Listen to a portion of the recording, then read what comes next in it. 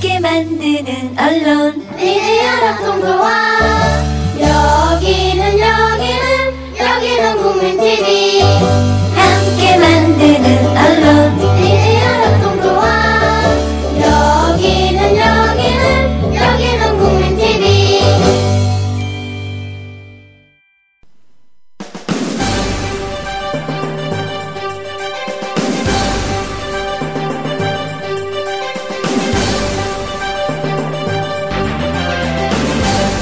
정치평론가 이강윤의 오늘.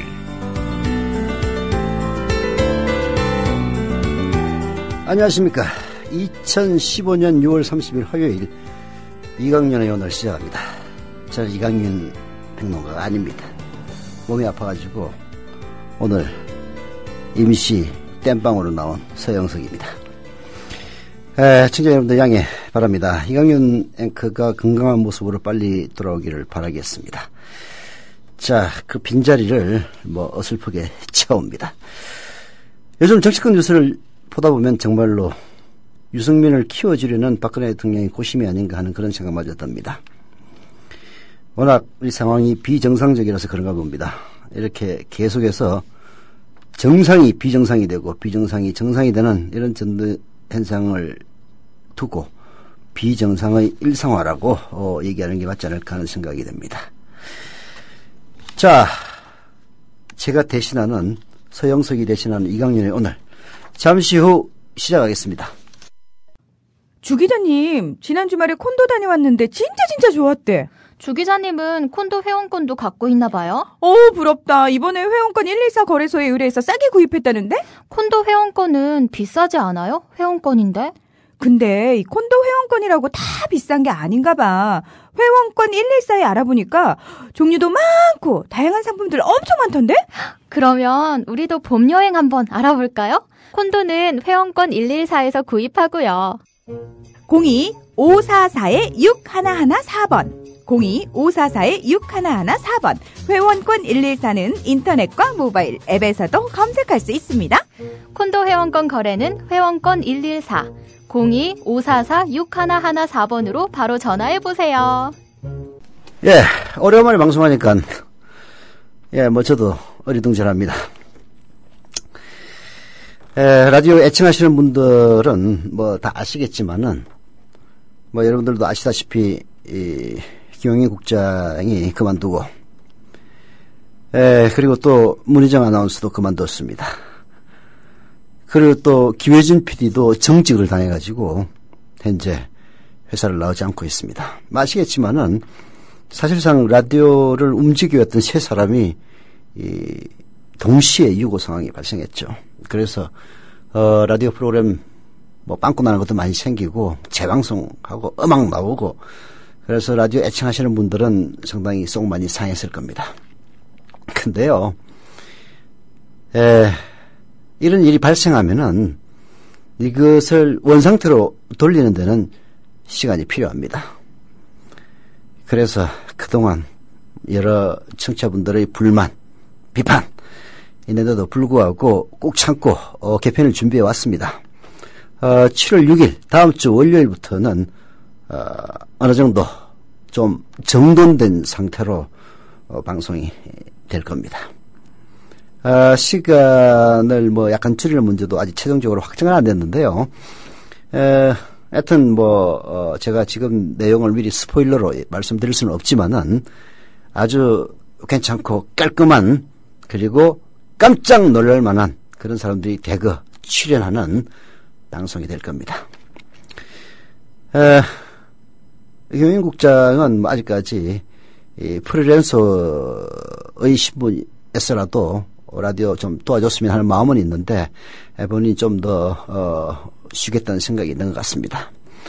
문희정 아나운서도 그만뒀고요. 다행히도 김효진 PD는 7월 23일부터 정직 1개월 징계가 풀려서 복귀를 합니다. 7월 6일 개편이 되면요, 서영석 타임즈는 여전히 gel방입니다. 7월 23일 김효진 PD가 복귀하면 그때부터 서영석 타임즈 재개하려고 합니다.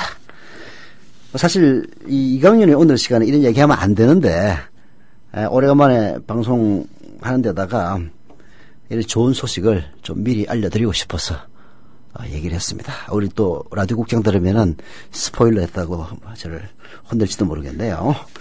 자, 이강윤의 오늘 첫 순서죠. 뉴스 브리핑 시간입니다. 이정일 PD 나와 있습니다. 이정일 PD. 예, 안녕하세요.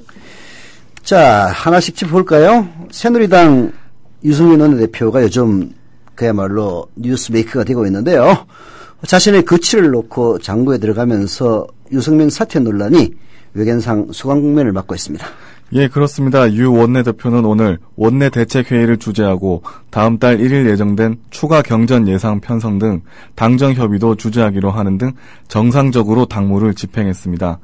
유 원내대표는 전날 열린 긴급 최고위원회에서 사실상 최고위원 전원이 사퇴의 불가피성을 거론했음에도 잘 생각해보겠다며 즉각적인 사퇴는 거부했습니다.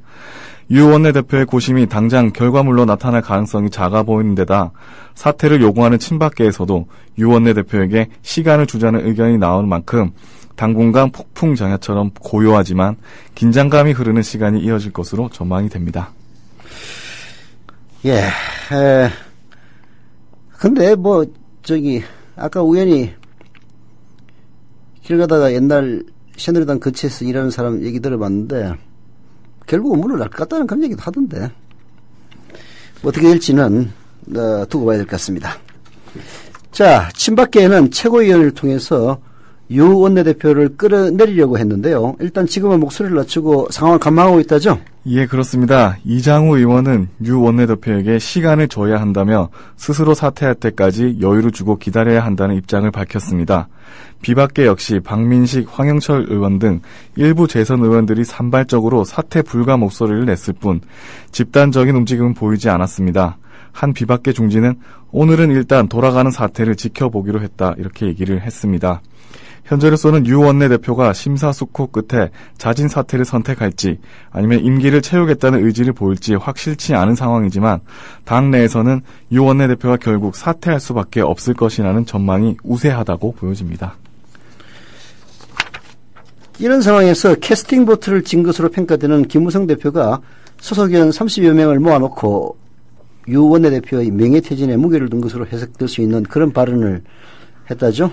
예, 그렇습니다. 김무성 대표는 오늘 오전 국회에서 열린 통일경제교실 모임 직후 소속 의원 30명과 간담회를 열어 대통령을 유 원내대표가 이길 수가 없고 유 원내대표를 배신자로 낙인 찍어서 내보내는 것 또한 동료로서의 할 도리가 아니다라면서 유 원내대표가 명예회복을 하면서 본인 스스로 결단을 내리도록 해야 한다 이렇게 말했다고 참석자들이 전했습니다.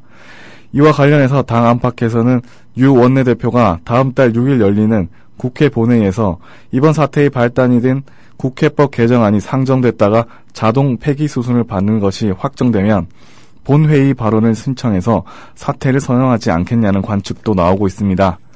박근혜 대통령은 오늘 유 원내대표의 거취나 당의 내용 사태에 대해서는 일절 언급하지 않고 거리를 뒀습니다.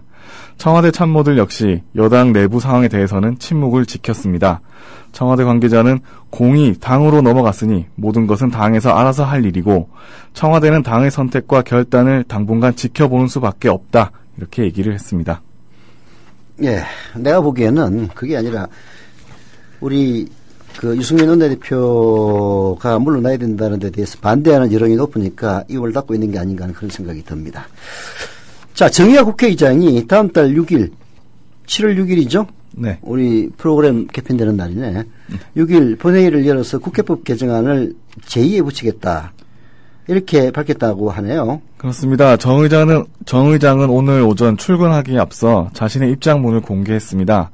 내일 있을 본회의를 며칠 더 늦춰서 다음 달 6일로 옮기고 그날 대통령 거부권이 행사돼 돌아온 국회법 개정안을 우선 처리하겠다는 것입니다. 정 의장은 우선 절차적 민주주의를 지키는 전통을 세우기 위해 노력했다고 운을 뗐습니다. 그러면서 헌법 제53조 4항에 나와 있는 대통령이 제의를 요구하면 국회는 제의에 붙이도록 한 규정을 들었습니다. 정 의장은 헌법을 준수해야 할 입법부 수장으로서 헌법에 규정된 절차를 밟아야 한다고 강조했습니다. 또 여야 지도부가 원만히 합의하길 원했지만 국회 일정이 파행을 겪고 있다며 오늘 결정을 내린 이유를 설명했습니다. 국회법 개정을 제2에 붙인다는 것은 너무나 당연한 것이지만은 지금 새누리당의 입장하고는 다른 것 같은데요. 네, 그동안 새누리당은 대통령의 뜻을 존중해서 국회법을 제2에 붙이지 말 것을 주장해왔습니다. 정 의장은 그러나 헌법 절차를 강조하면서 결단을 내렸습니다. 다만 정 의장은 6일 본회의 날에 지난 25일 본회의 처리가 무산된 61개 법안 등을 처리할 뜻을 밝혔습니다. 여기에는 크라우드 펀딩법 등 정부가 추진하는 각종 경제 활성화 법안들이 포함되어 있습니다. 이런 정의와 국회의장의 결정에 대해서 여야는 어떤 반응을 보이고 있죠? 새누리당 김무성 대표는 국회에서 기자들과 만나서 정 의장이 국회법 개정안을 제의하면 본회의에 입장은 하겠다 이렇게 말했습니다. 한편 유승민 대표는 다만 국회법 개정안 제의 요구안에 대한 표결에 불참한다는 당론은 그대로 유지되고 표결에는 참여하지 않겠다 이렇게 밝혔습니다. 새정치연합 이종걸 원내대표는 국회의장이 국회법을 제의하겠다고 밝힌 만큼 오늘부터 국회는 상임위 일정을 포함해서 정상화될 것이라고 밝혔습니다.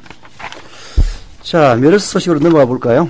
오늘로 메르스 발생 42일째인데 메르스 추가 확진자는 사흘째 나오지 않고 있다는 소식이네요. 네, 그렇습니다. 현재까지 메르스 확진자 수는 총 182명입니다. 특히 지난 13일부터 확진자 수가 한 자리에 머물다가 27일부터 사흘 동안은 확진자가 나오지 않고 있습니다. 반면에 사망자는 1명이 추가돼서 33명이 되었습니다. 그리고 치사율도 18.1%가 되었습니다. 어제 33번째 사망자는 81세 여성인데요. 고령에다 고혈압과 뇌경색 같은 기저질환을 앓고 있던 것으로 알려졌습니다.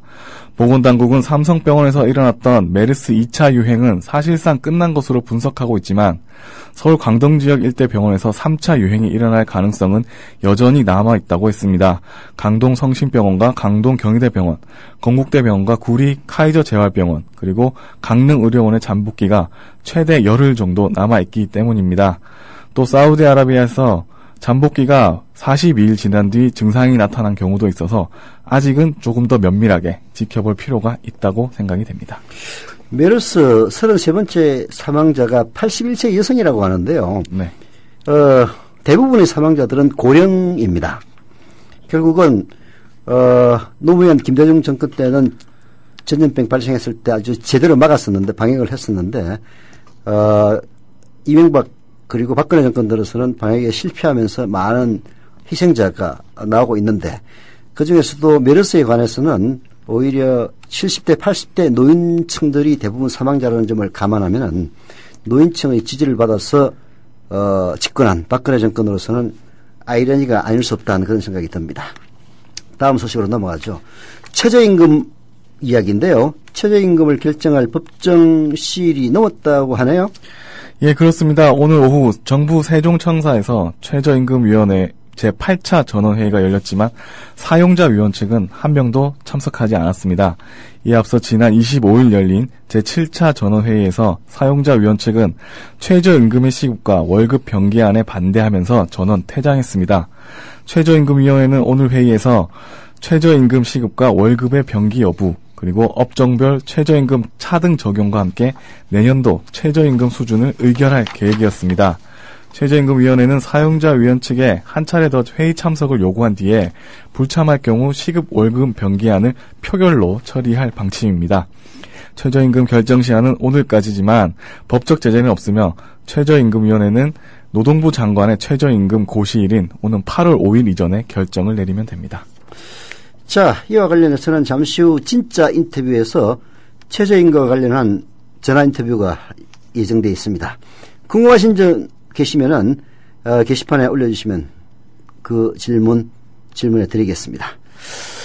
자, 세월호 유가족과 시민단체가 연합해서 구성한 4.16 연대가 정부를 규탄하는 그런 시국선을 발표했네요. 네, 그렇습니다. 4.16 연대는 오늘 정동 프란치스코 회관에서 위원 90여 명과 각계 대표 원로 380여 명의 명의로 된 시국 선언문을 발표하고 메르스 초기 대응에 실패한 정부가 정보 공개도 제때 하지 않아 재앙을 키웠다고 비판했습니다. 또 메르스 사태에서는 무능을 보여준 정부가 공안검사 출신 황교안 총리를 임명한 뒤에는 4.16 연대 사무실을 압수수색하고 한상균 민주노총 위원장 체포영장을 재청구하는 등 공안 탄압에 나서고 있다고 비판했습니다. 자, 다른 얘기로 넘어가 볼까요? 출판사 문학동네가 소설가 신경숙 씨 표절 논란 이후에 이른바 문학 권력을 비판한 비평가 5명에게 지상자담을 다시 한번 제안했답니다. 네, 그렇습니다. 문학동네는 어제 보도자료를 통해 이번 좌담의 목표는 모든 문제에 대해 얘기를 듣고 성실하게 응답하겠다는 것이라며 필요하다면 누구나 확인할 수 있도록 녹취록 등을 통해서 좌담 내용을 공개할 것이라고 덧붙였습니다. 이에 앞서 문학동네는 지난 25일 문학비평가 5명에게 공개 지상 좌담을 제안했지만 초청자 대상 가운데 2명만 참석 의사를 밝혔고 나머지 3명은 참석하지 않겠다는 뜻을 밝혔습니다. 문학동네는 참석 대상자들과의 사전 협의 없이 토론회를 공개 제안한 데에 대한 외부 비판에 대해서 비공식 채널을 통한 기획이 오해나 의혹을 부를 수 있으므로 공개 제안보다 투명한 방식은 없다. 이렇게 생각했다고 해명했습니다. 예, 올해 현역병 입영 대상자 중에서 6천여 명이 보충력으로 전환된다는 소식도 있네요. 예, 그렇습니다. 병무청은 오늘 고등학교 중퇴나 중학교 졸업에 학력을 가진 사람이 올해 징병검사에서 신체 등이 1에서 3등급을 받아 현역 입영 대상자로 분류됐어도 보충력으로 전환된다면서 이는 앞으로 징병검사를 받아 현역 대상자로 분류되는 경우에도 동일하게 적용된다고 밝혔습니다. 고교 중퇴자나 중학교 졸업 학력을 가진 현역병 입영 대상자의 병역 처분을 변경하는 것은 군에서 요구하는 현역 자원을 충원하고 남는 현상이 계속 발생하고 있기 때문입니다. 올해도 고교 중퇴자와 중졸 학력의 현역병 판정자가 6천여 명에 이를 것으로 병무청은 추정하고 있습니다.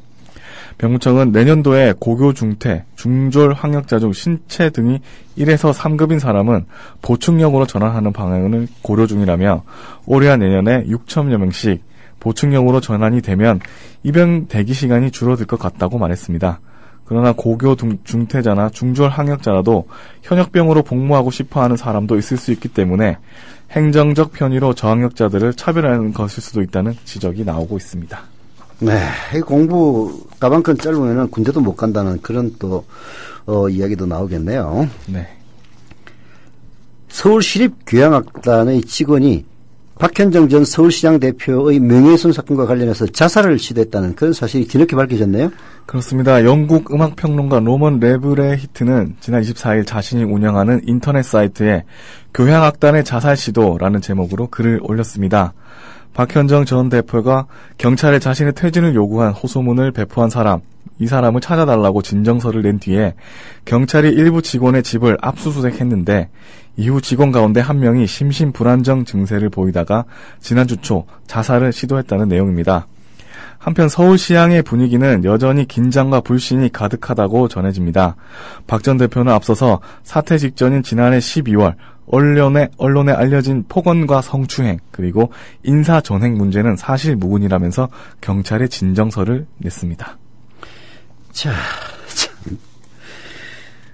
예, 뉴스 브리핑 시간이니까 계속 뉴스 브리핑 하겠습니다.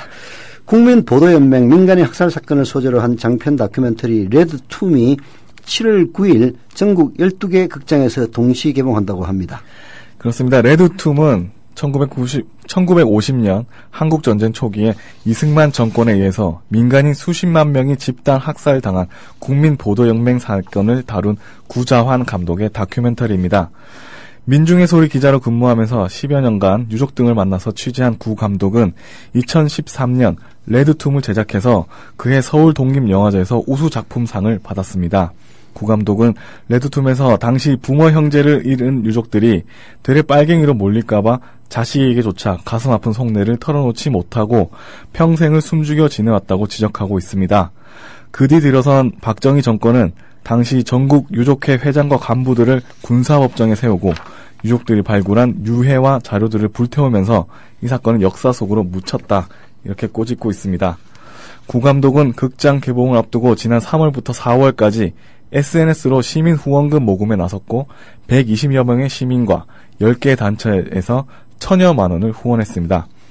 이번 다큐 상영관은 창원 메가박스, 서울 인디스페이스 인디플러스, 부산의 영화의 전당, 아트시어터 CNC, 국도가람예술관, 대구의 5호 극장, 경기 추억극장 미림, 강원의 강릉 독립예술극장 신영, 대전의 대전 아트시네마, 전라의 전주 디지털 독립영화관, 경북 안동 중앙시네마 등입니다.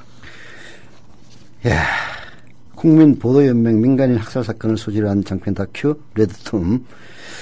이 소식을 들으면서 좀 이 사회가 비정상이라는 생각이 거듭듭니다. 전국 12개 극장에서 동시에 개봉한다고 했는데요. 연평해전을 다룬 영화는 전국 1000개가 넘는 스크린에서 동시 상영됩니다. 물론 연평해전이나 국민보도연맹 민간인 학살 사건이나 사건의 경중을 따질 수는 없습니다. 그러나 한 영화는 이 정권의 꿈이 맞다는 이유만으로 무려 1000개가 넘는 스크린에서 동시 개봉되고, 그리고 또 다른 영화는 이 정권의 꿈이 맞지 않다는 이유만으로 겨우 12개 영화관에서 상영된다는 사실, 이것이 바로 대한민국의 비정상이고, 이 비정상의 주역은 불행하게도 박근혜 대통령이 아닌가 하는 그런 생각이 듭니다. 날씨 소식 한번 알아보죠. 네, 오늘 서울은 28.9도까지 올랐습니다. 기온은 어제보다 조금 낮지만 습도가 높아서 무척 후텁지근합니다. 서울에 오늘 비가 내리지 않고 밤 한때 빗방울만 살짝 떨어지겠습니다. 반면에 충청과 남부, 제주도는 장마 전선의 영향을 받겠습니다. 현재 제주도와 호남 그리고 남해안에 비가 내리고 있는데요. 제주 상가에는 호우주의보가 발효 중입니다. 제주도와 남해안의 비는 내일까지 이어지겠습니다. 제주도는 최고 80mm, 남해안은 10에서 40mm의 비가 예상됩니다. 내륙은 오늘 밤에 비가 그치겠습니다. 전남과 경남 내륙은 5에서 20mm, 충청과 그 밖의 남부는 5mm 안팎의 비가 오겠습니다. 비가 오는 지역을 중심으로 더위가 주춤하겠습니다. 내일 오후부터는 날이 개면서 다시 맑고 더운 날씨가 이어지겠고, 주말에는 제주도에만 장맛비가 내리겠습니다. 네. 이강윤 평론가가 오늘 몸이 아파가지고 딱 오늘 하루만 땜빵으로 진행하는 이강윤의 오늘 방송 계속되고 있습니다. 자, 뉴스브리핑에 이어서 진짜 인터뷰가 곧 있을 예정인데요. 그 사이 게시판 소식 알아보겠습니다. 이강윤 평론가가 무슨 일이 있느냐고 질문하는 분들 많은데요. 무슨 일이 있는 게 아니라 몸이 아팠습니다. 라디오 방송이 늘 그런데요. 라디오 방송은 그래서 그런 얘기를 계속 해줘야 됩니다. 왜냐하면 처음부터 끝까지 듣는 사람들도 있지만 중간에 접속해서 듣는 분들이 많거든요. 당연히 이강윤 선생의 목소리가 들릴 거라고 생각을 했는데 엉뚱한 사람의 목소리가 들리면은 이강윤 선생 무슨 일이 있나? 라고 질문을 합니다. 이강윤 선생에게, 이강윤 평론가에게 무슨 일이 있는 게 아니고요. 몸이 아파서 오늘 하루만 제가 땜빵을 하고 있습니다. 걱정하지 마십시오. 그리고 아까 프로그램 7월 6일부터 개편된다는 소식을 제가 전하면서 사실 김효준 PD의 일종의 신상의 비밀을 제가 폭로한 셈이 됐는데요. 김효준 PD에게는 참 죄송하다는 말씀을 드립니다. 정직당했다는 것은 일종의 징계인데요. 이 얘기는 하지 말았어야 될 얘기인데 제가 한 것 같습니다. 그냥 잊어주세요. 근데 왜 그런 얘기를 했냐면은 24일 날부터 출근을 하기 때문에 7월 6일 개편에도 불구하고 제가 방송을 안 하기 때문에 이 설명을 하다 보니까 그렇게 된 건데, 양해해 주시기를 부탁을 드리겠습니다. 자, 게시판에, 제가 나와가지고 반갑다는 분들도 있고, 이강윤 선생이 어떻게 된 거냐고 묻는 걸 보니까 꼴보기 싫어할 분들도 있는 것 같습니다. 네. 농담입니다. 그리고 김혜진 PD의 정직 문제를 질문하는 분들 많은데요. 죄송합니다. 그것은 본인의 프라이버시에 속하는 문제이기 때문에 더 이상 말씀드리지는 않겠습니다. 이거 사실 얘기하면 안 되는데 제가 잘못 얘기했습니다. 김혜진 PD에게 사과드립니다.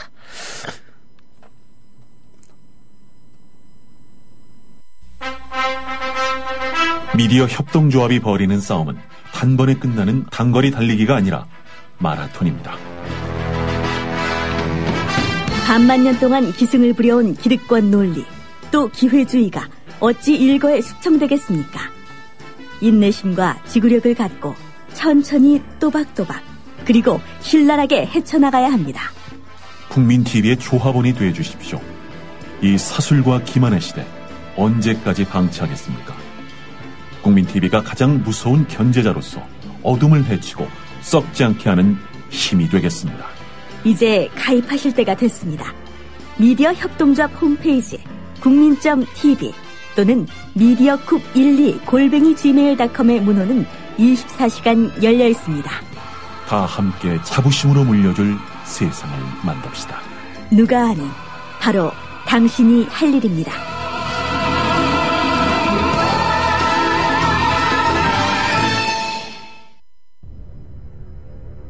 The American people realize that this cannot be made a fight. Our working thesis tonight is this quotation.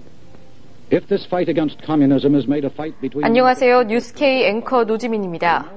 제 앵커석 옆에는 4명의 언론인 사진이 걸려 있습니다.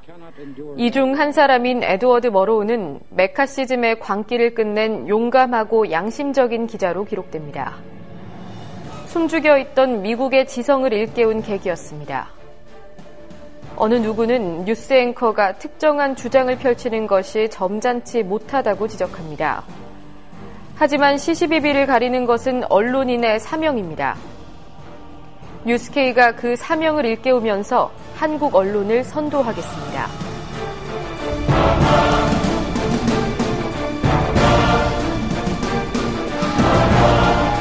공정보도라는 미명에 몸을 숨긴 기계적 중립. 품위 품격이란 미명에 존재를 감춘 엘리트주의. 뉴스K는 하나하나 혁파해 가고 있습니다. 오늘 저녁 7시 당신의 진실한 전달자 뉴스K 많은 시청 바랍니다. 네, 서영석이 대신 진행하는 이강윤의 오늘 진짜 인터뷰 시간입니다. 자, 진짜 인터뷰 오늘의 손님은요, 민주노총 오민규 미조직 비정규 전략 사업실장입니다. 여보세요? 예, 안녕하십니까? 네, 지금 최저임금이 5,580원인데요. 예. 최저임금을 1만 원으로 인상하자는 주장을 하고 있습니다. 네, 어떤 이유에서 이런 주장을 하고 있는 거죠? 좀 알기 쉽게 설명해 주시죠. 지금 우리나라 저임금 노동자 비율이 엄청난데요. 네. 사실은 이 시간당 5,580원조차 받지 못하는 노동자 수가 작년 통계청 조사로만 무려 227만 명, 그러니까 전체 임금 노동자 12.1%에 달합니다. 네. 그럼 이 최저임금 언저리에서 생활하는 노동자 포함하면 못해도 500만에 육박하는데요. 네. 그러니까 비정규직 노동자들의 경우에는 평균 근속이 1.7년, 네. 그러니까 평생 20번 일자리를 옮기면서 일해야 된다는 얘기인데요. 네. 그러니까 해고되고 일자리 구하고 또 해고되고 취업하고 어렵게 구한 직장에서 죽어라 일해봐야 이제 월급은 최저임금인 거죠. 네.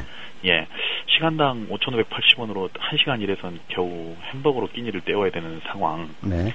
그래서 게다가 이제 노동조합이라도 가지고 있는 저희 민주노총 조합원들이야 최저임금보다 높은 임금을 받고 있습니다만 노동조합조차 갖지 못한 1천만 뭐 장거래라고 할 수 있는 그런 분들 임금은 거의 최저임금 수준입니다. 그래서 이 최저임금 문제는 결국 전체 노동자 생존권 문제일 수밖에 없기 때문에요. 네. 이런 요구를 하고 있습니다. 이게 이제 최저임금이라는 게 원래 이것 이상 급여를 줘라라는 네네. 얘기 아닙니까? 예, 맞습니다. 근데 이상하게 그 최저임금이 결정되면 그것만 주더라고요. 그러게 말입니다. 예. 전 그게 최저임금이 가장 아니라 무슨 기준임금처럼 돼 있습니다. 그렇죠. 최저임금이라는 거는 아무리 적게 주더라도 이것 이상은 줘야 된다라는 건데, 그게 말하자면은 그 전제가 최소한 최저임금보다도 훨씬 더 많은 임금을 받고 있는데 그 중에서 극히 일부가 최저임금보다 못 받을 경우에 대비해서 이 기준 이상은 줘라라는 그런 저는 취지로 알고 있는데, 희한하게 그게 결정되면 그게 그냥 최고 기준선이 되더라고요. 예, 최저임금이 예외적인 경우여야 되는데 이게 거의 기준이 되어버리고 있는 상황입니다. 예. 안타깝습니다. 뭐 그래서 또 이 하나만한 질문일지 모르겠는데요. 예. 왜 1만 원이냐 하필이면 그것 좀 설명해 주시죠. 저희들이 이제 길거리에서 서명도 받고 지난번에 그 한 2주일 동안 전국을 순회하면서 장거리 대행진도 해봤었는데요. 길 가는 사람 아무나 붙잡고 이렇게 물어보면 답이 다 나옵니다. 그러니까 한 달에 얼마 정도 있어야 최소한 인간다운 삶이 가능한지, 그러면 진짜 약속이나 한 것처럼 최소한 월에 200만 원은 있어야 인간답게 살 수 있을 것 같다라고 얘기를 하거든요. 이걸 이제 월 소정근로시간, 그러니까 주 40시간 기준으로 하면 월 소정근로시간이 209시간인데요. 이걸로 나누면 시간당 약 10,000원가량이 나옵니다. 그래서 시간당 10,000원은 돼야 최소한 월 200만원, 209만원. 그래서 최소한의 인간다운 삶이 가능하지 않겠는가. 뭐 박근혜 대통령도 올해 1월 12일 신년 기자회견에서 경제혁신 3개년 계획을 통해서 국민소득 4만 달러 시대를 가겠다고 말씀하셨는데 4만 달러면 연 4,360만 원. 그러니까 월 한 363만 원을 벌어야 4만 달러를 갈 수 있습니다. 예. 그렇다면 최저임금은 시간당 10,000원, 월 209만 원 정도 돼야 네. 그래야 국민소득 4만 달러 시대를 열 수 있지 않겠나 그렇게 생각하고 있습니다. 근데 이제 특히 자영업 하시는 분들 얘기를 들어보면은 네네. 이게 워낙 장사가 안 돼가지고 5,580원도 주기 힘든데 10,000원을 올리면 우리 문 닫으라는 얘기냐 예. 뭐 그런 얘기도 하는데요. 차이가 현실적으로 많이 나는 것은 또 사실 아닙니까? 그러니까 5,580원하고 10,000원 사이에 차이가 있지요. 차이가 있는데 네. 자 이런 얘기를 한번 드려보고 싶습니다. 네. 그러니까 한국은행 자료에 따르면 2008년부터 2013년까지 5년 동안 네. 기업소득 증가율이 80.4%인데요. 기업소득이? 예. 기업소득은 80.4%가 늘어난 겁니다. 네. 근데 가계소득은 26.5% 늘어났거든요. 오. 이건 너무 많이 차이가 나지 않습니까? 그 차이는 기업이 먹었다는 얘기네. 예. 그러니까 사회의 부를 기업이 거의 대부분 가져가고 있다는 얘기인데요. 네. 가계 부채는 이미 뭐 1,100조에 달하는데 네. 기업들 전체 사내 유보금은 딱 1,000조거든요. 네. 이것도 너무 많이 차이가 나지 않습니까? 일단 5,580원과 10,000원 사이에 차이가 있다는 것, 이 얘기만 하는데 사실은 우리 사회에서 정말 차이가 나는 게 많이 있다는 거죠. 약 10년 전에 최저임금이 지금보다 한 절반이었습니다. 네. 그러니까 10년 사이 최저임금이 한 2배 정도 늘어난 건데요. 네. 근데 현대자동차가 한 10년 전에 한 8천억 벌었어요. 네. 이윤이. 근데 지금은 한 8조를 법니다. 네. 10배를 기업은 더 가져가고 있는데 최저임금은 기껏해야 2배 늘어났거든요. 네. 사실은 그렇다면 이걸 지금 숫자로 보면 차이가 많이 나는 것처럼 보이지만 지난 몇 년 동안 누가 이제 사회 부를 정당하게 가져갔는가를 보면 사실은 그렇게 정당하게 받아야 될 것을 못 받아왔기 때문에 이만큼은 좀 받아야 되지 않겠는가 하는 얘기입니다. 예. 그런데 이제 기업들은 그렇다고 치더라도 이거 뭐 대본에 없는 질문이긴 합니다만은 네. 이제 이렇게 1만 원을 올렸을 때 가장 타격을 받을 사람들은 자영업자들이라고 저는 생각하거든요. 예. 그 부분에 대해서는 뭔가 좀 설득할 수 있는 뭔가가 필요할 것 같은데요. 지금 현재 한국 아마 기획재정부 자료였던 것 같은데요. 네. 그 자영업자 규모가 약 565만 명입니다, 한국에. 네. 그 중에 이제 고용원이 있는 자영업자가 145만 명 정도 되고요. 145만. 예, 고용원이 없는 자영업자가 410만 명 정도. 그러니까 사실 고용원이 없는 자영업자의 경우에는 최저임금 인상은 필요 없죠. 무관하죠. 예. 그러니까 전체 자영업자의 한 25%에서 30% 정도가 이제 그 영향을 받게 되어 있는데요. 네. 저희들이 이제 시장 같은 데를 많이 돌아다녀 봤습니다. 실제로 그 재래시 시장이나 이런 데까지 다 돌아다니면서 최저임금 1만 원 선전전을 했는데 네. 의외로 호응이 좋습니다. 아. 왜 호응이 좋냐면 지금 노동자들 월급도 얼마 안 없고 지갑이 많지 않아서 지갑에 돈이 많지 않아서 시장을 못 찾기도 하고 요즘은 또 메르스 때문에 또 시장을 안 가기도 하는데 손님이 거의 없더라고요. 네. 요즘 진짜로. 근데 노동자들 월급이 올라야 시장에도 찾아오는 사람들이 많고 그리고 경제가 활성화돼서 우리 소득이 늘어난다라고 하는 얘기들을 하십니다. 그리고 실제로 최근에 유통상인연합회 네. 그런 이제 영세 자영업자들이 모여있는 그런 유통상인연합회에서는 민주노총의 최저임금 1만 원 요구를 지지한다라고 하는 그런 선언도 한 적이 있습니다. 네. 그러니까 길게 보면 실제로 이 자영업자도 살고 그 노동자도 살 수 있는 길인데 마치 좀 대립되는 것이냐 그 얘기를 하시는 그런 이제 언론에서 계속 그런 얘기를 하시는데요. 네. 저희들은 조금은 이해할 수가 없습니다. 실제로 저희들이 보는 자영업자들은 반응이 괜찮습니다. 예. 네. 이게 최저임금을 1만 원을 올리면은 혜택을 받는 사람들이 훨씬 더 많을 테니까 아무래도 그 돈을 지불할 사람들이 우리 사회의 가진 자들이기 때문에 그런 말도 안 되는 그 논리가 이렇게 기승을 부리지 않는가 하는 그런 느낌도 드는데요. 자, 최저임금 10,000원을 올리면은 우리 사회에 어떤 긍정적인 효과가 있을까요? 여러 가지 효과가 있는데 제가 단적으로 하나만 먼저 말씀드려보겠습니다. 아까 이제 최저임금도 못 받는 노동자 수가 227만 명이고, 그래서 최저임금 언저리에서 생활하는 노동자 보면 거의 한 500만에 육박할 걸로 예상하는데요. 네. 지금 5,580원에서 1만 원으로 오르면 네. 급여만 올라가는 게 아니고 4대 보험료도 올라가거든요. 그렇죠. 그 국민연금도 거의 배로 오르고 고용보험, 건강보험료도 한 7, 80%가 올라갑니다. 네. 그래서 저희들이 계산을 해봤거든요. 네. 1인당 월 77,465원의 4대 보험료를 더 냅니다. 지금보다. 네. 예. 연간으로 따지면 거의 100만 원에 육박하거든요. 네. 근로소득세도 좀 더 거치게 되겠고요. 네. 그건 뭐 부양 가족에 따라서 약간 차이가 있으니까 계산을 정확히 할 수는 없습니다만 연 100만 원에 500만 저임금 노동자들이라고 하면 최소한 연간 5조 원의 재원을 조달할 수 있습니다. 예. 그러니까 그 저임금 노동자들한테 세금을 깎아주니 4대 보험료를 지원하니 이렇게 생색내기 대책을 내면 사실은 국가 재정이 지출되거든요. 네. 근데 반대로 최저임금을 대폭 10,000원으로 인상하면 5조 원에 달하는 세금이 더 거쳐요. 네. 이걸 가지고 복지 재원으로 쓸 수 있고 네. 그래서 부족한 세금도 메우고 저임금 노동자 생활 수준도 올라가고 그리고 지금 꽁꽁 얼어붙은 민간 소비도 진작하고 거의 일석삼조의 효과가 있는데요. 이게 이런 효과를 낼 수 있는 중요한 사안이 저희들은 최저임금 1만 원 인상이라고 보고 있습니다. 아무래도 지금 말씀을 들으니까요. 예. 최저임금으로 생활하는 노동자라면 네. 그야말로 구매력이 형편없는 노동자라고 할 수가 있는데요. 예. 1만 원을 올리면 그들의 구매력이 상승함으로써 예. 오히려 그것이 사회 경제적으로 주는 효과가 더 크지 않을까 하는 그런 생각도 드네요. 예, 맞습니다. 예. 자, 최저임금을 월급으로도 병기하자는 주장에 대해서 경영계에서는 반대를 하고 있는데요. 예. 자, 이것도 좀 웃기는 이야기인데 예. 이 때문에 어제 경영계가 최저임금위원회 회의에 나오지 않았다 이런 말이 나올 예. 만큼 큰 문제인 것 같은데 도대체 이게 왜 문제가 되는지 한번 그래도 설명 좀 해주시죠. 예, 저희는 솔직히 좀 이해하기가 많이 어려운데요. 네. 그러니까 이해하려면 이분들을 좀 많이 비난을 해야 되는 상황이라 왜냐하면 이미 최저임금 심의위원회가 보통 시급으로 결정을 하죠. 지금 5,580원처럼. 네. 근데 고용노동부나 최저임금 심의위원회 홈페이지에 가면 안내를 할 때는 월급으로. 예, 월급으로까지 괄호 열고 월급 116만 6,200원 이렇게 적어주거든요.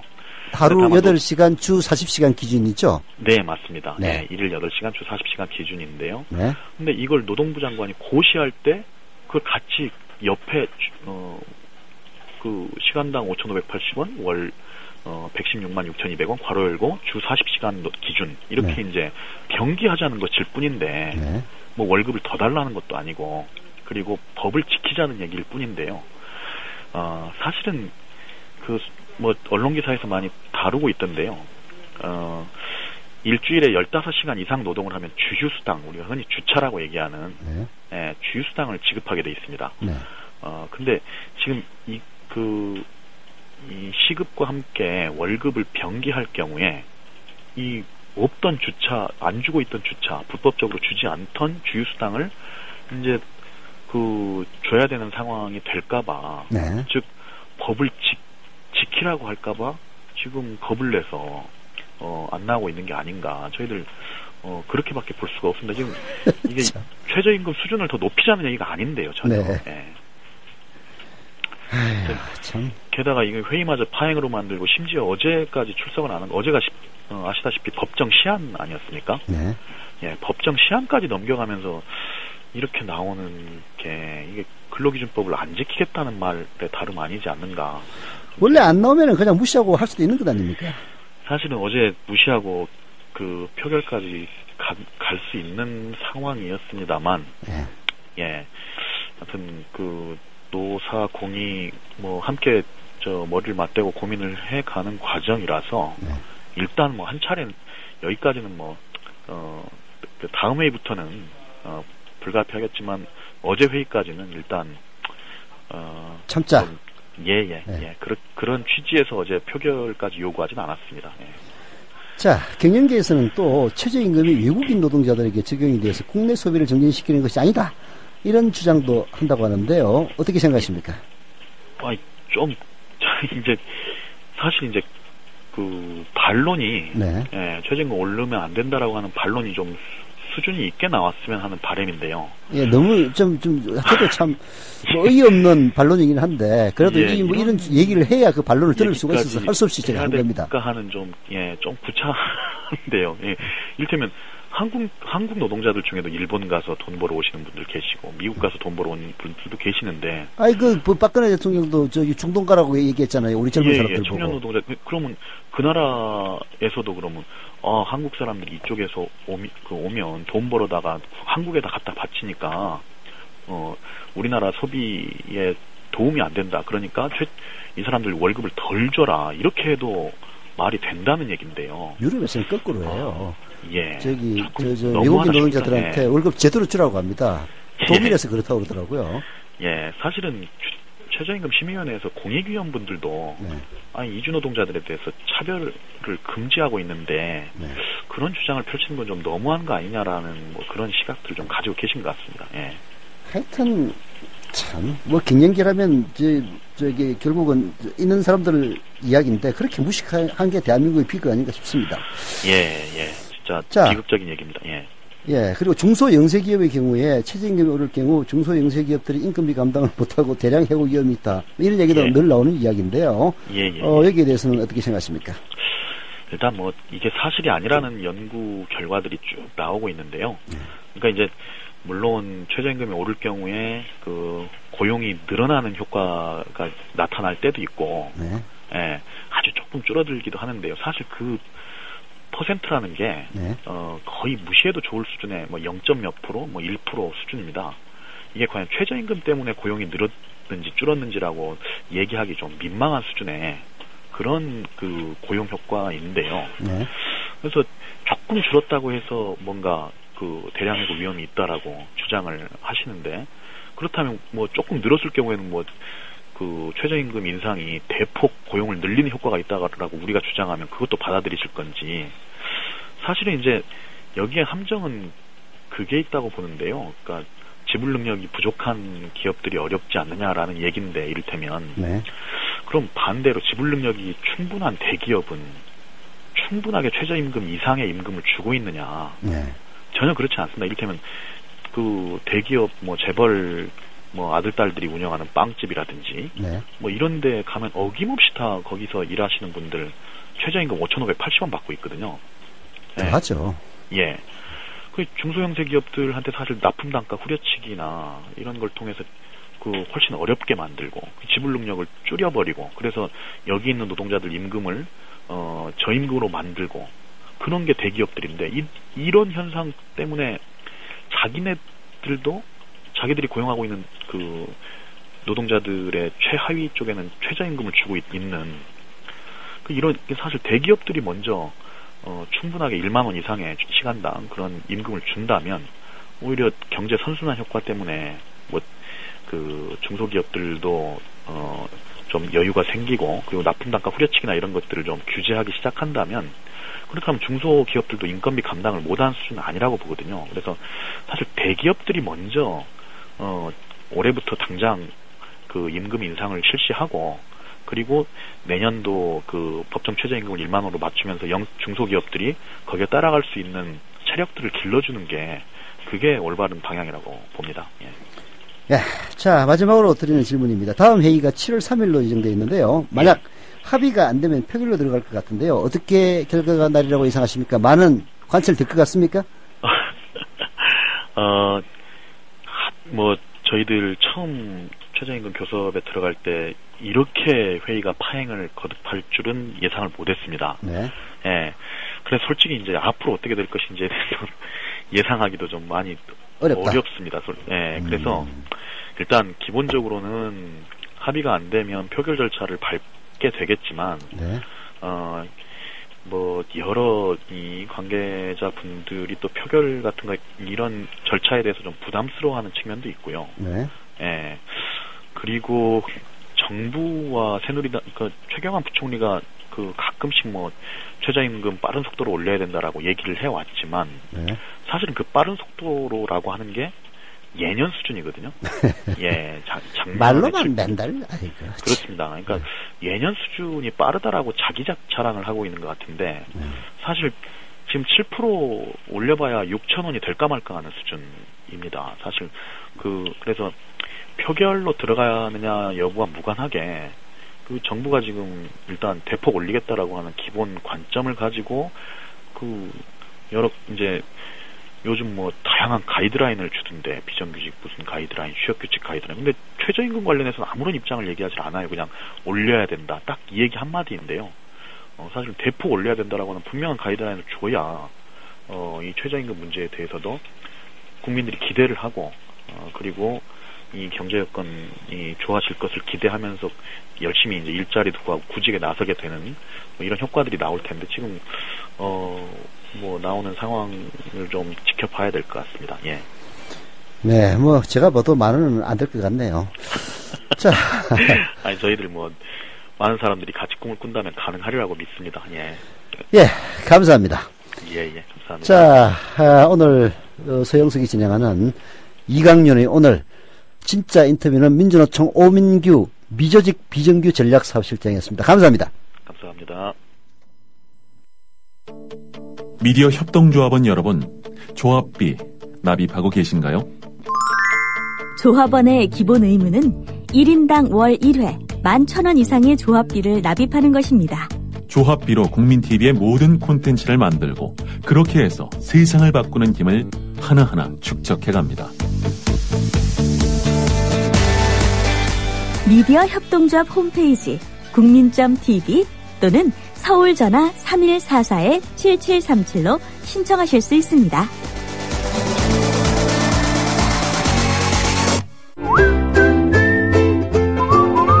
국민라디오 팟캐스트 응원하는 가장 쉬운 방법 아시나요? 다운로드하기, 별점 주기, 댓글 달기, 구독하기. 국민라디오 팟캐스트 널리 알리는 가장 쉬운 방법 다운로드하기, 별점 주기, 댓글 달기, 구독하기. 기억하세요. 다운로드하기, 별점 주기, 댓글 달기, 구독하기. 예, 서영석이 진행하는 이강윤의 오늘 하루만 땜빵합니다. 이강윤 선생님은, 이강윤 평론가는 오늘 몸이 아파가지고 안 나온 거니까 너무 염려하지 마시길 바랍니다. 자, 게시판에 이강윤 선생님의 쾌차를 바라는 그런 이야기들 많이 있습니다. 상까치님, 이런 걸 올려주셨네요. 제가 생각하는 올바른 임금 체계는 비정규직이 비슷한 일을 하는 정규직에 비해 많이 받는 것입니다. 정규직은 고용의 안정성을 보장받는 대신 급여가 비교적 낮아도 되지만 비정규직은 고용의 불안을 급여로서 보장받는 체계죠. 이게 맞는 것 아닌가요? 맞습니다. 제가 과거에 우리가 후진국이었을 때 선진국의 예로 드는 것들이 주로 이런 것이었는데요. 비정규직은 고용의 안정성이 없는 대신에 돈을 더 많이 받아야 된다는 데 전적으로 동감을 합니다.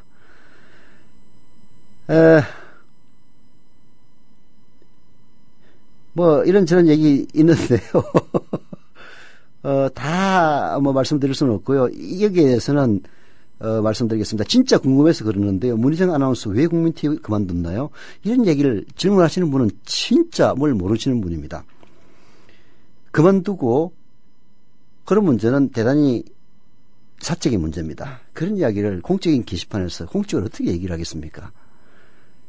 답할 수 없는 질문을 하시는 것은 예의에 건너는 일이죠. 국민TV를 워낙 사랑하시다 보니까, 특정인들이 그 취에 대해서 궁금증을 갖는 분들이 많은데요. 개인적으로 찾아오시면 답할 수 있는 사안도 공적으로 얘기 못하는 부분들이 있습니다. 그런 분들은 양해해 주시기를 바랍니다. 그리고 징계를 너무 남발하는 것이 아닌지 하는데, 그렇게 보는 시각도 있겠죠. 그러나 너무 징계를 안 한다는 또 반론도 있습니다.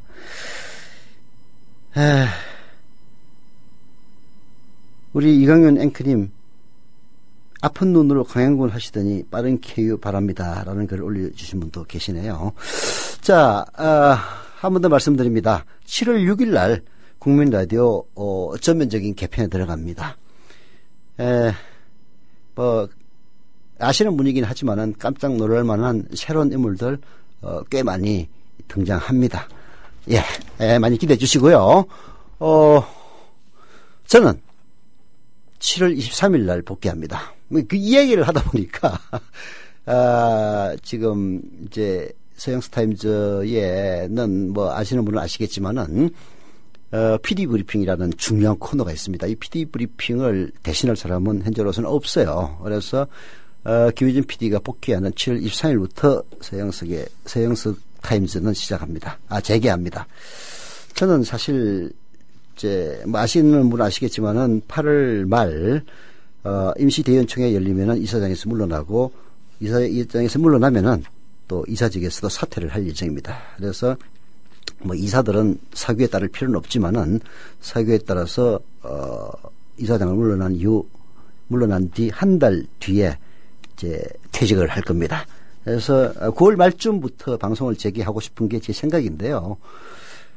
아시겠지만은 그 국민 라디오의 간판 프로그램이었던 프로그램들은 대부분 김용인 전 국장이 관여하던 프로그램들입니다. 그런 프로그램들이 대거 퇴장함에 따라서 국민 라디오 어려움을 많이 겪고 있습니다. 그래서 이번 개편에는 그런 간판급들을 좀 영입하기 위해서 많은 애를 썼고 뭐 일부 성과도 거두긴 했습니다만은 저도 좀 복귀해달라고 얘기를 해서 할 수 없이 7월 23일부터는 복귀할 예정입니다.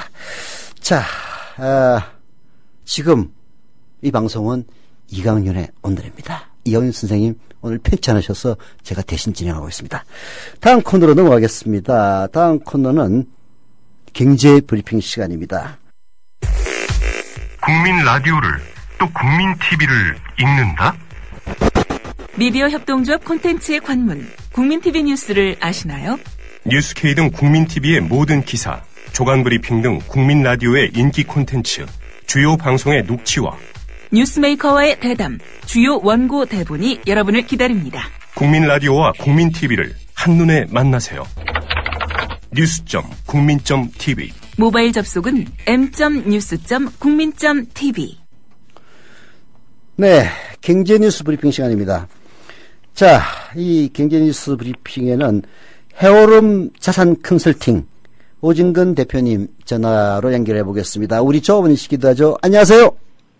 네, 안녕하세요. 오진근입니다. 네, 메르스 충격에 6월 기업 채광 경기가 글로벌 금융위기 당시 수준으로 악화되어서 6년 만에 최악을 기록했는데요.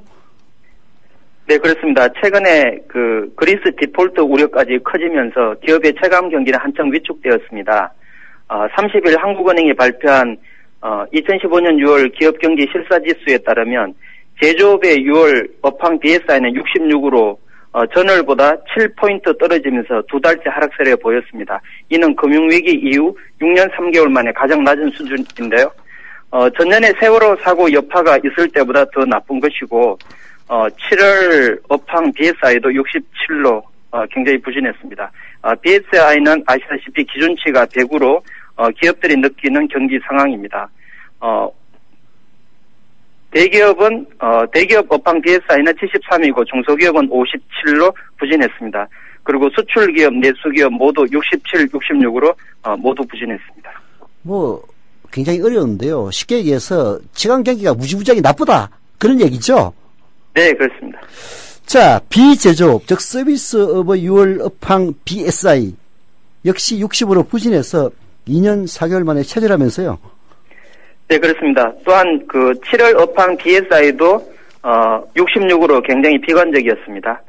특히 그 BSI만 보면은 그 메르스로 인한 여파가 작년 세월호보다 더 나쁘기 때문에 굉장히 충격이 컸고, 특히 여가 서비스, 숙박, 운수, 도소매 등이 직격탄을 맞았습니다. 또한 그 BSI의 그 소비자 동향지수 CSI를 합성한 6월 경제 심리 지수 ESI는 88로 전월에 98보다 10포인트 떨어졌습니다. 뭐 하여튼 뭐 BSI 어쩌고 저쩌고 하니까 이게 잘 와닿지 않은데요. 여하튼 뭐 경제가 아주 위축돼 있다 이렇게 보면 되겠네요. 네, 그렇습니다. 6년 만에 최대 위기인 것 같습니다. 네. 뭐 다른 건 몰라도요. 우리 아니 그 닉네임은 아는데 이름을 갖다가 들으니까 좀 생소하네. 우리 오진근 조합원님도 아시겠지만은 네. 여기 합정동에 이 중국인 관광객으로 먹고 사는 동네 아닙니까? 근데 메르스 예. 이후에 관광버스가 단 한 대도 없어졌어요. 예, 서울 시내 전체가 그렇습니다, 지금. 그래서 뭐 죽으려고 그러더라고. 그래서, 굉장히 나쁘구나 하는 걸 알겠는데, 우리 또 오진건 대표님이 BSI를 이용해 설명해 주니까 훨씬 더 이해가 쉬운 것 같습니다. 다음으로 넘어가겠습니다. 그리스 구제금융 협상 타결 가능성이 약해진 탓에, 현지 시간으로 29일 국제금융시장에서는 일제히 그렉시트, 즉 그리스의 유로존 탈퇴, 이 또 참 어려운 말이네요. 그렉시트에 대한 우려가 확산되고 있다면서요?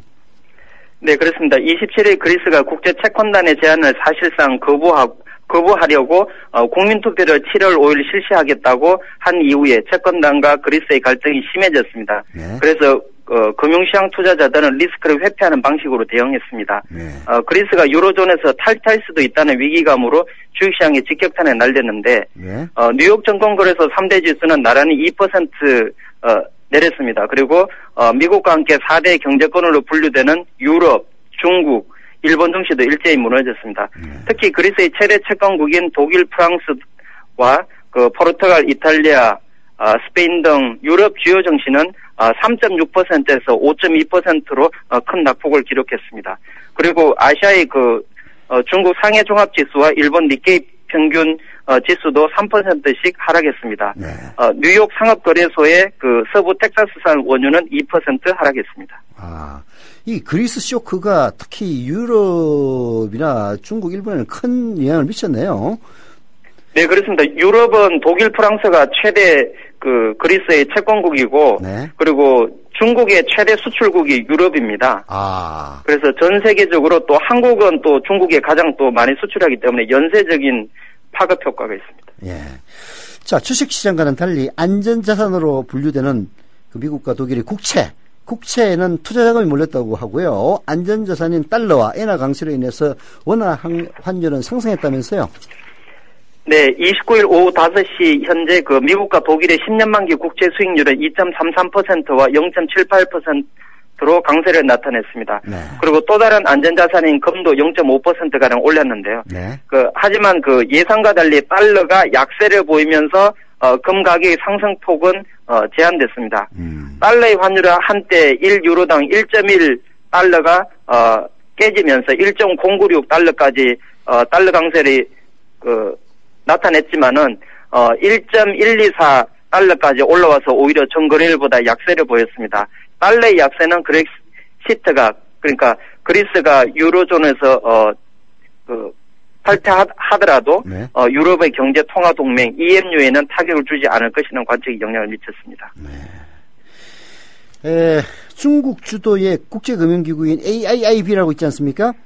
AIIB 네. 아시아 인프라 투자은행인데요. 이게 발족하면서 국제금융질서의 새 반짝이가 본격화됐죠? 네, 그렇습니다. 창립회원국 57개국, 자본금 1천억 달러, 서방에 맞서서 중국 중심의 새로운 금융질서를 추구하는 아시아인프라 투자은행이 예초보다 2배나 커진 규모로 닻을 올렸습니다. 네. 시진핑 중국 국가주석은 영내는 물론 여객 국가들의 적극적인 지지 속에 AIIB가 발족하게 돼 기쁘다고 밝혔는데 창립을 주도한 중국은 지분율 30%, 투표권 26%로 독보적인 지위를 확보했고 또한 중요 안건은 75% 찬성이 필요하기 때문에 사실상의 거부권을 확보했습니다. 중국의 성장이 무섭네요. 네, 그렇습니다. 현재 G2인데 2026년에 G1에 도전하고 있습니다. 우리 오진건 대표님도 중국과 관련해서 사업하신다는 그런 소문이 있던데 맞습니까? 예, 중국 주식 전문을 하고 있습니다. 중국 주식 전문. 우리 혹시 청취자분 여러분들 중에서도 중국 주식에 관심 있으면은 우리 오진건 대표님에게 컨설팅 받으시기를 권유드리겠습니다. 자, 5번째로 많은 지분을 확보한 우리나라는 상임이사국 진출과 함께 부총재까지 넘보면서 AIIB에 적극적인 주도권 확보에 나섰다면서요? 네, 우리나라는 GDP 규모가 비슷한 호주, 인도네시아를 제치고 지분율 5위, 3.8% 지분율을 차지했습니다. 네. 지금까지 가입한 국제금융기구 가운데 가장 높은 순위로서 핵심적인 역할을 수행하게 됐습니다. 여기에 상임이사국 지위와 부총재직까지 확보할 경우에는 영향력을 극대화할 수 있는데 최인환 기재부 국제경제관리관은 높은 수준의 지분율을 확보해서 국익이 최대한 반영될 수 있도록 적극적으로 참여하겠다고 밝혔습니다. 특히 우리나라가 세계 5대 건설 강국인데 네. 현재 아시아 인프라 투자에는 2,360억 불, 260조 원이 투자되는데 AIIB 출범으로 연간 7,300억 불, 연간 800조 원의 그 대규모 투자가 이루어지게 됩니다. 그러니까 현재 투자보다 3배 정도씩 그 투자가 이루어질 예정이기 때문에 우리나라가 기대하는 바는 상당히 큽니다. 특히 북한에 대한 투자도 끌어낼 수 있는 그런 상황입니다. 글쎄 말이에요. 그런데 또 우리 대한민국의 높으신 보수 영감탱이들은 뭐 사드 같은 거 해가지고 중국을 어떻게든 건드려 보려는 그런 생각을 하고 있으니까 앞뒤가 안 맞는 느낌도 듭니다. 자, 다음 순서로 넘어갔죠. 한국인의 불행 요인 3가지는 다음 순서 가지고 다음 질문입니다. 불행 요인 3가지는 저임금, 저복지, 높은 땅값이다고 하는데요. 국민 삶의 질을 높이려면 경제 성장주의에서 벗어나서 현재의 복지 수준을 획기적으로 올려야 한다는 그런 상식적인 주장이 나왔는데 그게 뉴스가 되고 있네요. 네, 이정우 경북대 경제통상학부 교수는 25일 서울 정동 프란체스코 교육회관에서 한국미래발전연구원 주관으로 정책 토론회를 열었습니다. 한국이 성장 지상주의에 사로잡혀 있어서 앞만 보고 질주했더니 역설적으로 대단히 살기 어려운 나라가 됐다면서 그런 의견을 제시했습니다. 네. 한국은 왜 살기 어려운 나라인가 주제 발표에서 한국을 불행하게 하는 3가지는 비정상적으로 낮은 복지 수준, 높은 땅값, 저임금이라고 밝히면서 네. 특히 첫 번째 복지 문제에 있어서는 한국은 세금도 꼴찌, 복지도 꼴찌인 OECD에서 가장 저부담 저복지 국가입니다. 네. 그래서 보육, 의료, 교육, 요양 등 사회 서비스 투자가 부족하다 보니까 생계형 자영업에 내몰리고 구조적 과당 경쟁으로 어려워진 것입니다. 그래서 교수는 빈약한 복지와 자영업 비대화는 동전의 앞뒷면이라고 강조했고요. 땅값과 관련해서는 땅값이 지금 국민 총소득 GDP의 7배가 넘기 때문에 굉장히 부동산 가격이 높다고 얘기하면서 토지 보유세를 강화해야 된다 이렇게 얘기했고요. 그리고 높은 땅값 때문에 수출 경쟁력, 기업 경쟁력, 구멍가게, 가게들의 경쟁력이 떨어지고 수익성이 낮아지고 영세 서민들 고통이 굉장히 크다면서 이 부분에 대해서 정부가 노력해야 된다고 얘기했고 저임금에 대해서는 최저임금을 올려야 된다 그렇게 얘기했습니다. 우리 박근혜 정부가 취하고 있는 정책의 딱 반대로 하면 된다 그런 얘기네요. 한마디로 요약하면. 네, 그렇습니다. 예, 참 이 정권을 그대로 두고 고쳐보겠다는 게 참 험하다는 얘기가 가끔 들기도 합니다. 자, 다음 질문입니다. 중산층 추락과 재벌 개혁에 대한 의견도 우리 이정우 교수가 개진했다고 하죠? 네, 중산층 추락 날개는 없는가라는 주제 발표에서 중산층은 지금까지 한국 사회의 기둥이었는데 네. 중산층이 지금 위기에 빠졌기 때문에 한국 사회가 위기에 빠졌다 그렇게 경고를 했고 네. 김상조 한성대 교수는 재벌개혁이 경제민주화의 출발점이라는 주제 발표에서 재벌개혁 나아가 경제민주화의 진전을 위해서는 정책 수단을 다양하게 해야 된다고 하면서 사전적 규제, 사후적 감독, 법규와 규준 등을 정비하고 민사적 수단, 행정적 수단, 형사적 수단을 총동원해서 재벌에 대한 규율 체계를 개선해야 된다고 주장했습니다. 이 여기 있는 교수들 주장을 들어보니까 한마디로 요약하면 정권 교체라고 되네요. 네, 그렇습니다. 과거 민주정부 10년에서 했던 정책들이 부활돼야 된다고 주장하는 것입니다. 예, 저는 다 동의를 하는데요. 저도 이제 내년부터는 60대에 접어듭니다만은 60대, 70대 이 노인들 제가 가끔 영감탱이라고 얘기를 하는데 저도 영감탱이니까 영감탱이가 영감탱이라고 얘기하는 건 욕이 아닙니다. 이 영감탱이들의 각성이 더 필요하지 않을까 하는 그런 생각이 듭니다. 자, 올 들어 망한 자영업자가 전년 동기보다 무려 6배 급증세를 나타내고 있어서 가계부채 내관이 될 우려가 크다고 하죠?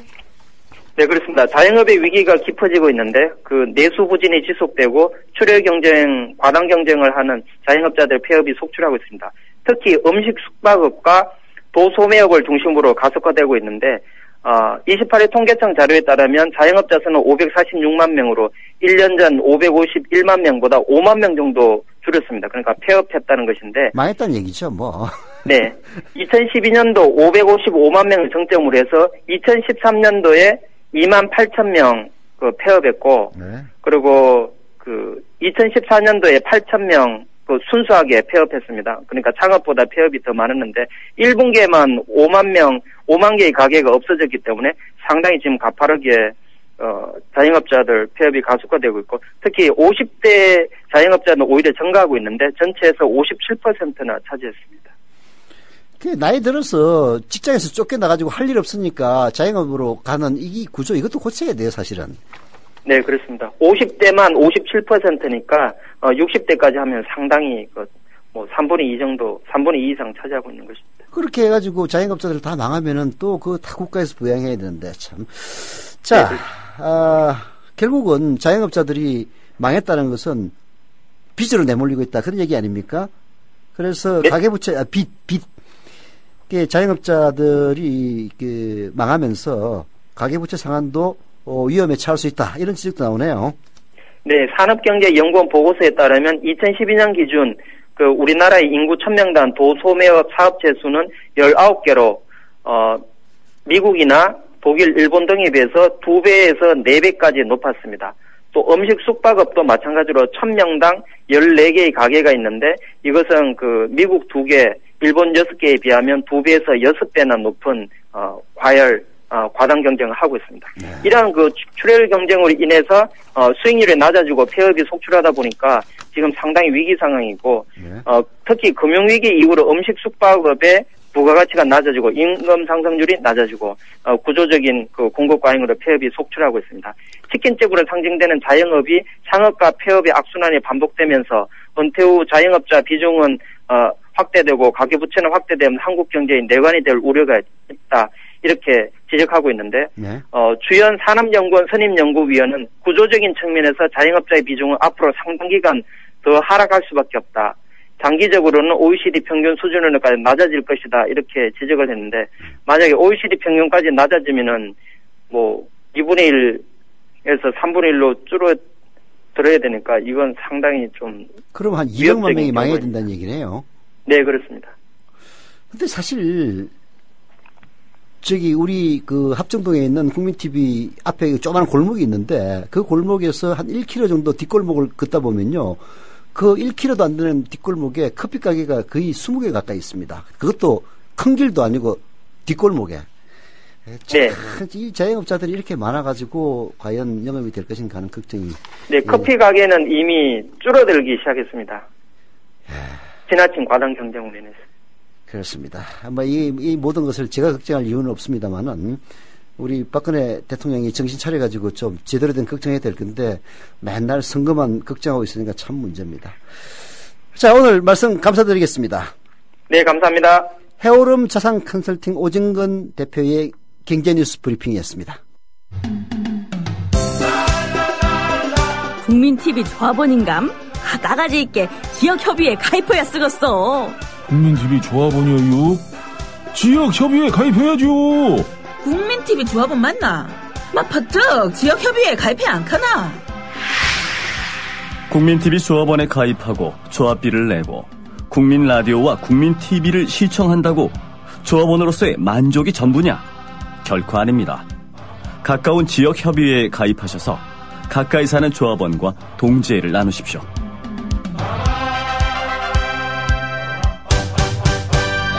자세한 가입 안내는 미디어협동조합 홈페이지 지역협의회 게시판을 참고하시면 됩니다. 예, 게시판 잠깐 볼까요? 조장혁 의원이 실종 4일 만에 변사체로 발견됐다는 소식이 있는 모양이죠. 나라가 참 흉행해진 것 같습니다.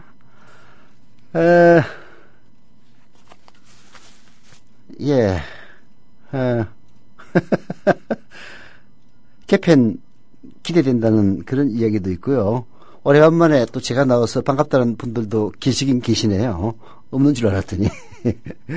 저는 늘 잊혀지기를 바라는 사람입니다.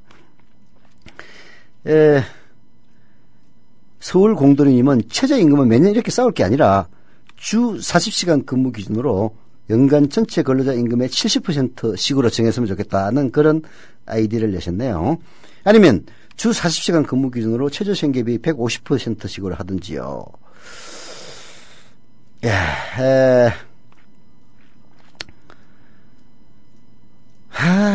많은 질문들이 있는데, 생략하고, 생략은 아니고요. 쭉 봤는데, 소개해줄 만한 거는 소개해드린 것 같은데, 또 너무, 프라이빗한 그런 것들은 일부러 소개해드리진 않았습니다. 자, 게시판이었고요. 다음 순서, 양정대 기자의 정가산책으로 넘어가겠습니다.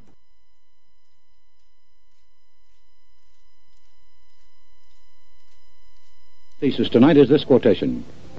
If this fight against communism is made a fight between 안녕하세요. 뉴스K 앵커 노지민입니다. 제 앵커석 옆에는 4명의 언론인 사진이 걸려 있습니다. 이 중 한 사람인 에드워드 머로우는 메카시즘의 광기를 끝낸 용감하고 양심적인 기자로 기록됩니다. 숨죽여 있던 미국의 지성을 일깨운 계기였습니다. 어느 누구는 뉴스 앵커가 특정한 주장을 펼치는 것이 점잖지 못하다고 지적합니다. 하지만 시시비비를 가리는 것은 언론인의 사명입니다. 뉴스K가 그 사명을 일깨우면서 한국 언론을 선도하겠습니다.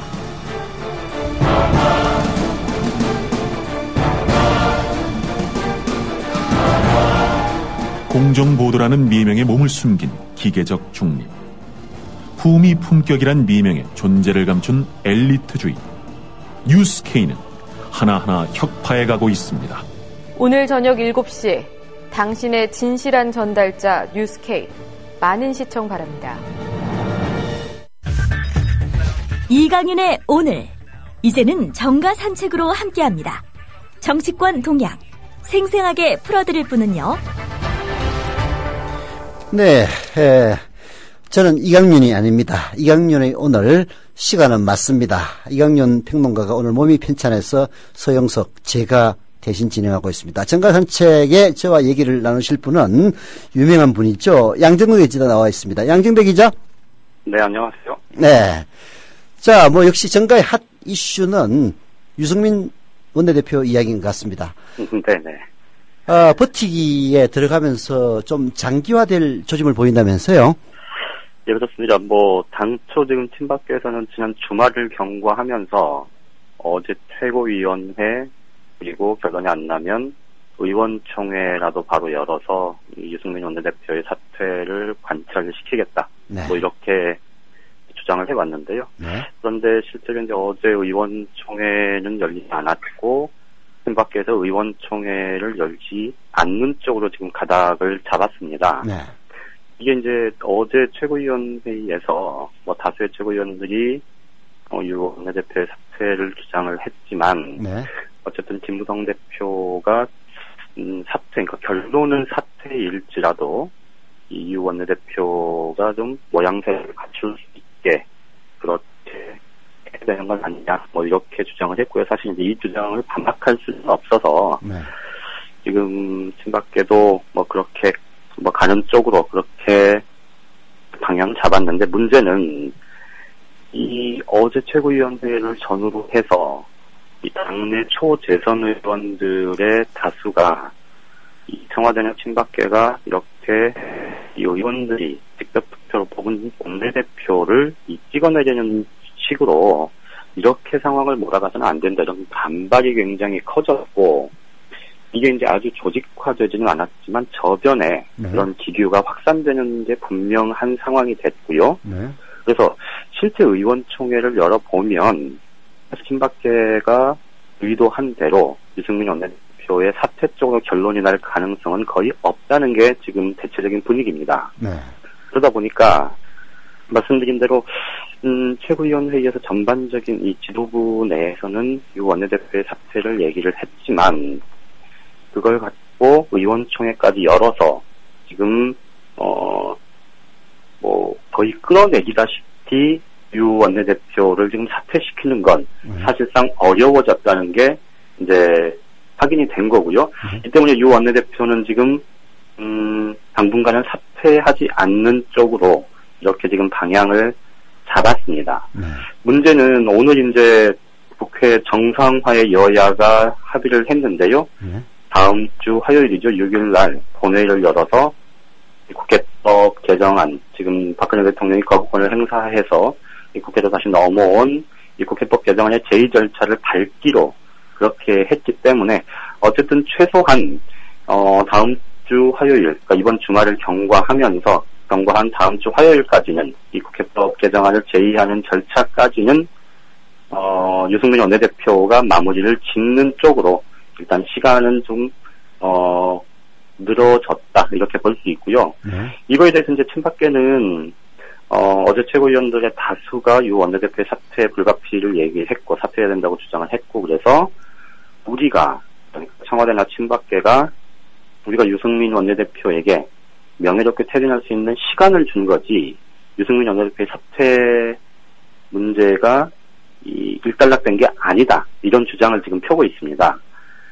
반면에 지금 유승민 원내대표 쪽이나 혹은 비박계 쪽에서는 이 문제에 대해서 뭐 가타부타직 얘기는 없습니다만 말씀드린 대로 유승민 원내대표 주변에서는 사퇴할 수 없다 이런 완강한 기류도 있고요. 또 여당 원내대표 입장에서 청와대와 척을 지고 또 당내 이 친박계 숫자가 아주 많지는 않겠지만 이 친박계가 정면으로 반기를 든 상황에서 원내대표직을 내년 2월까지 4월까지 유지를 하는 게 사실은 뭐 쉽지 않다는 판단도 지금 하고 있는 것 같고요. 그래서 결과적으로는 다음 주 지금 국회법 개정안 애듭을 짓는 문제 그리고 지금 이제 정부가 추가 경정 예산 편성을 해서 당정 협의를 하고 그다음에 국회에서 이제 의결 절차를 밟을 텐데 그런 좀 원내대표로서 본연의 역할과 임무 이런 것들을 일정 부분 마무리하는 시점까지는 어쨌든 이 유승민 원내대표가 원내대표직을 계속 유지하는 건 거의 기정사실인 것 같고요. 다만 이제 사퇴 시점과 방식 이것을 어떻게 할 거냐의 문제가 지금 남아 있는데 이 문제에 대해서는 좀 여러 가지 시나리오를 놓고 유승민 원내대표 쪽에서도 지금 검토를 하고 있는 것 같습니다. 유승민 원내대표도 원내대표직을 청와대의 저런 반발 속에서 더 이상 하기 어렵다는 판단을 하고 있지만은 좀 더 명예롭게 퇴진할 수 있는 그런 모양새를 갖추고 싶다. 그런 말로 요약이 되겠네요. 그렇죠.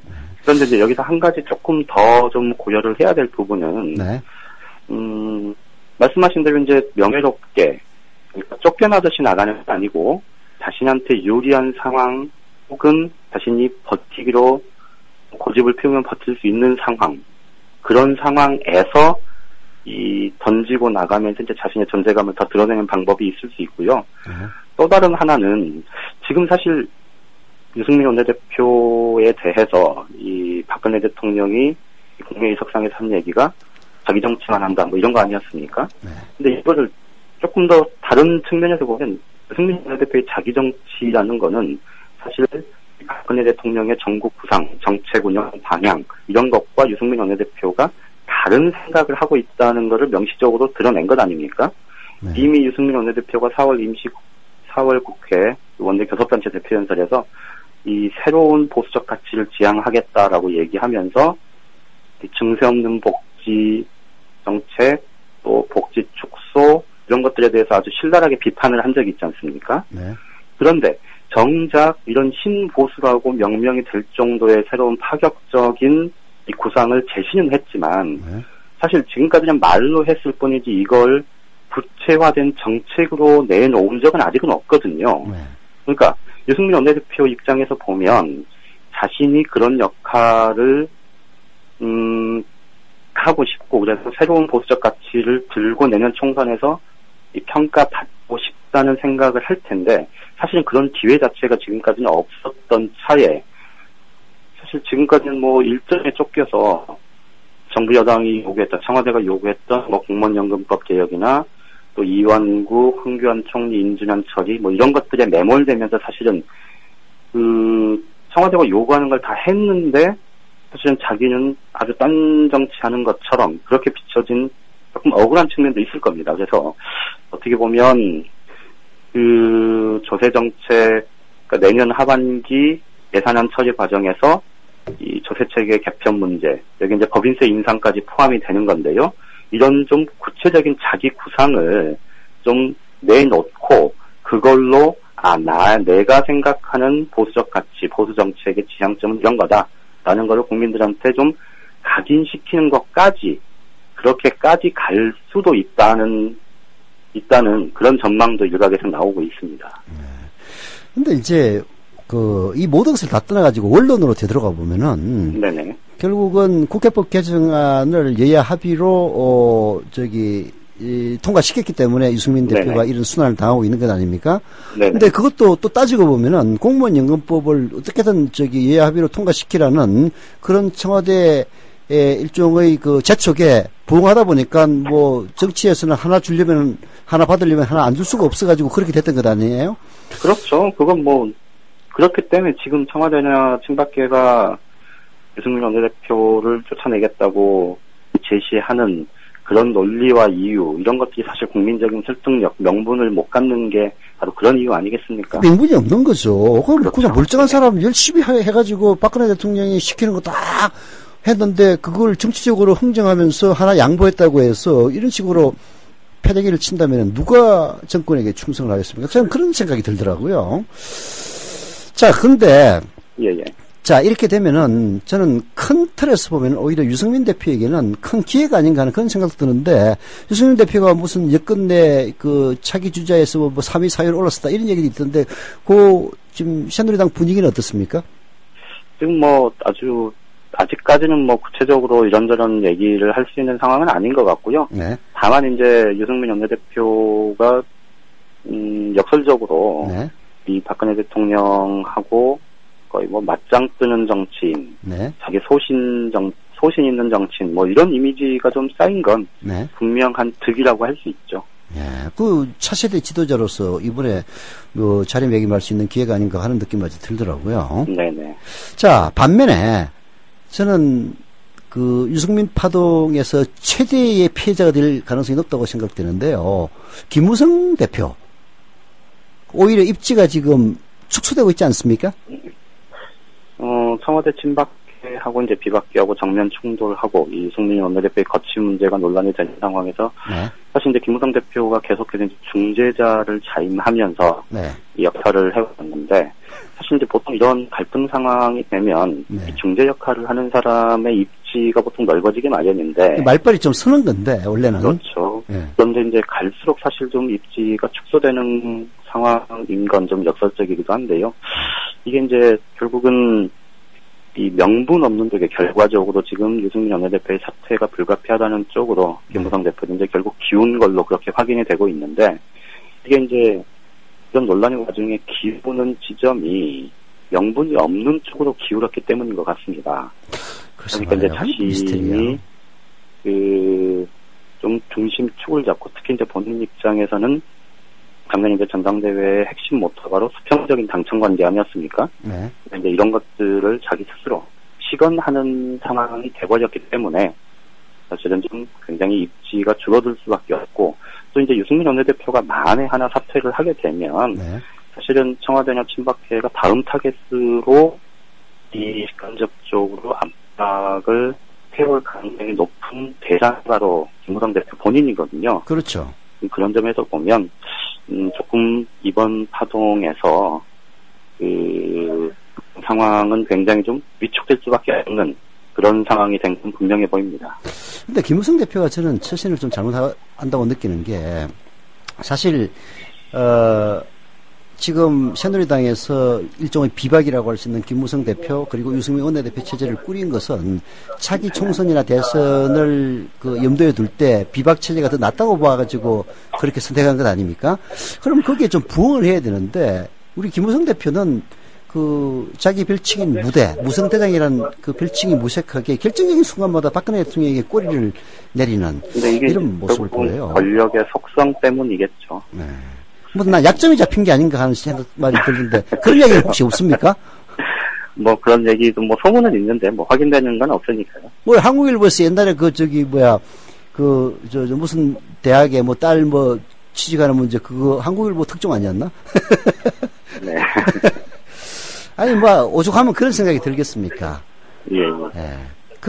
참 여러 가지 질문하고 싶은 거는 많이 있지만은 시간 관계상 오늘 우리 양경대 기자님에게 질문은 여기서 마치도록 하겠습니다. 감사합니다.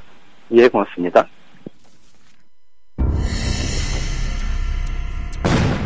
조선일보가 일제에 벌이는 거룩한 전쟁에 참여하라고 해서 내 학도병으로 지원했다가 죽을 뻔했다. 6.25 때 조선일보가 국군이 연전연승하고 있다고 해서 넋놓고 있었지요. 근데 밤새 인민군이 서울을 함락시키고 후퇴할 때는 남편을 잡아갔어요. 진작 피난할 걸. 조선일보에서 외환 위기는 없다며 설레발 떨었는데 그걸 바보같이 믿었어요. 그래서 사업에 실패했습니다. TV조선에서 황선 신은미가 북한을 지상낙원이라고 했다는 보도를 보고 폭탄을 던졌어요. TV조선이 거짓 보도를 한 건데.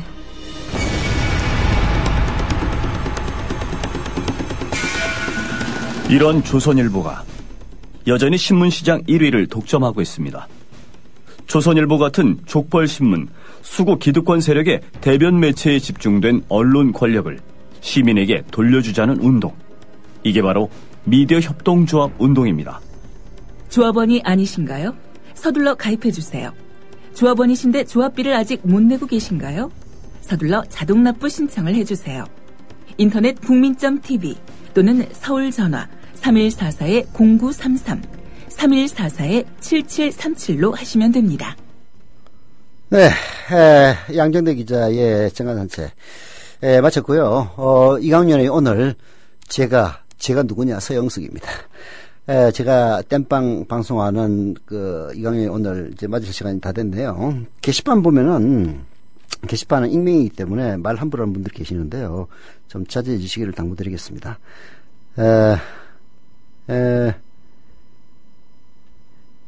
뭐 이것저것 내가 개별적으로 소개까지는 안 하겠습니다만은 이제 그런 아무리 자기 신원이 숨겨진다고 하더라도 결국 자기 자신의 인격을 나타내는 겁니다.